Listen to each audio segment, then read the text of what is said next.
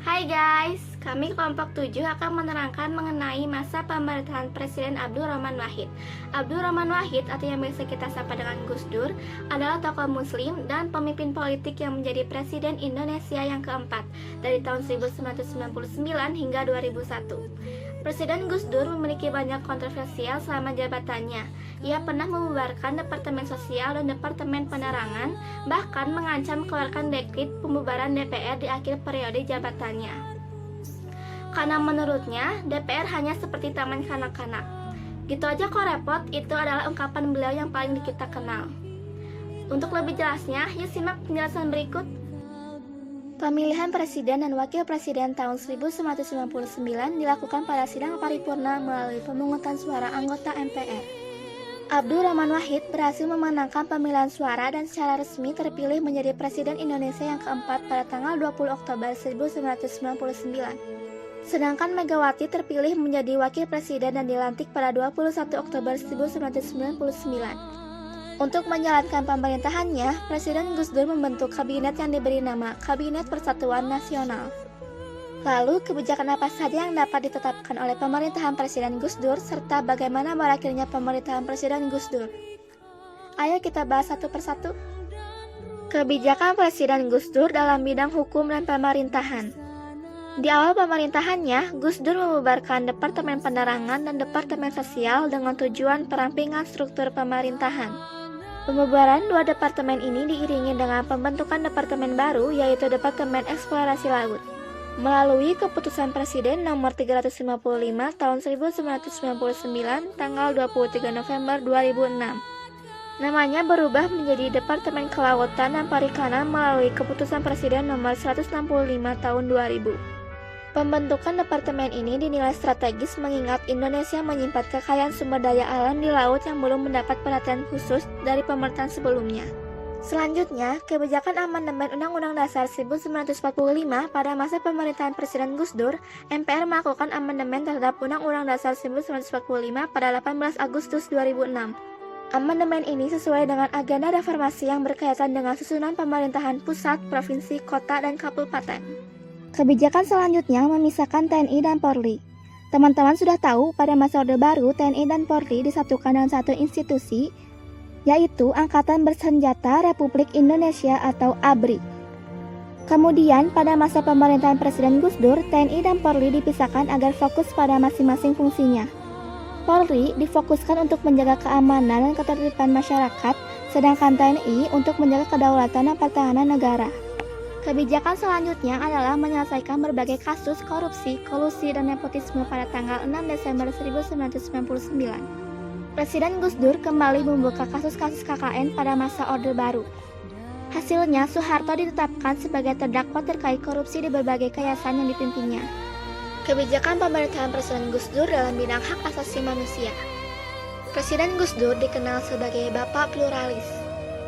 Beliau mendukung keberagaman dan membela hak minoritas keturunan Tionghoa dengan mengakui Konghucu sebagai salah satu agama di Indonesia serta menetapkan Imlek sebagai hari libur nasional.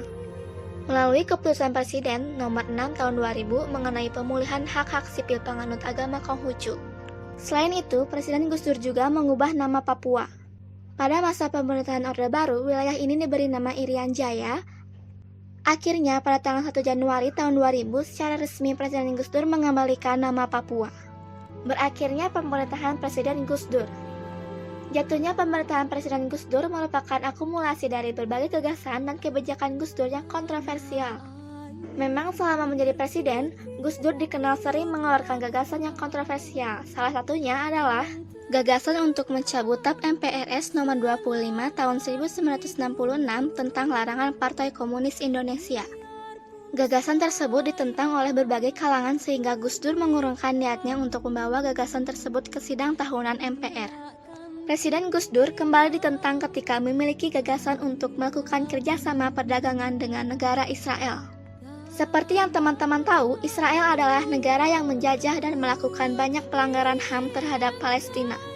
Sehingga membuka hubungan kerjasama dengan Israel sama saja dengan melanggar isi pembukaan Undang-Undang Dasar 1945 yang menyerukan agar penjajahan di atas dunia harus dihapuskan.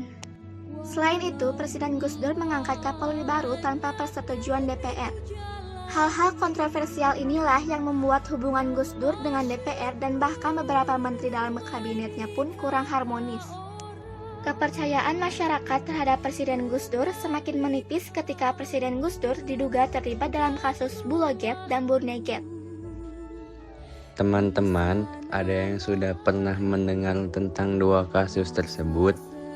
Kasus Bulogate adalah dugaan pencairan dan penggunaan dana Yayasan Dana Kesejahteraan Karyawan Bulog sebesar 35 miliar rupiah.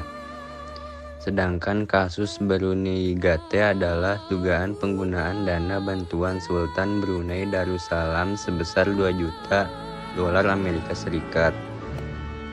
DPR kemudian membentuk panitia khusus untuk melakukan penyelidikan mengenai keterlibatan Presiden Gus Dur dalam dua kasus tersebut.